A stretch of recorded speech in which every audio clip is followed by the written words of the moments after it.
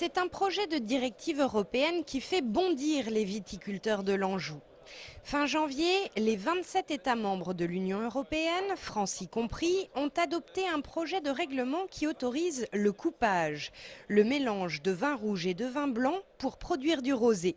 De quoi indigner les viticulteurs traditionnels de l'Anjou, deuxième région productrice de rosé après la Provence. On sait faire les rosés et le rosé, on le considère comme un vin en part entière, on ne le considère pas comme un mélange, un coupage entre un rouge et un blanc. Très peu de rouge d'ailleurs dans du blanc parce qu'il n'en faut pas beaucoup pour colorer.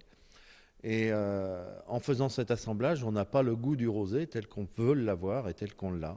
Le coupage aurait donc déjà le goût du sacrilège, mais en plus, les viticulteurs s'inquiètent de la concurrence déloyale que ce rosé industrialisé va faire peser sur leur production, alors même que le marché du rosé en France est en pleine expansion.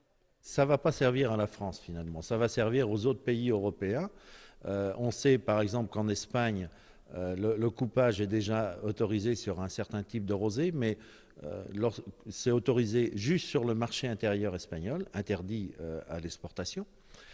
Donc ça veut dire derrière, on va ouvrir les portes à tout le monde. On sait qu'en Nouvelle-Zélande, en Australie, c'est aussi autorisé, aux États-Unis. On va arriver à déséquilibrer le marché du rosé et à faire perdre au vrai rosé français, qui a une vraie renommée de goût de rosé, des potentiels de marché. La Commission européenne dit prendre en considération les inquiétudes des producteurs français. La directive sur le vin rosé sera passée au vote le 27 avril prochain.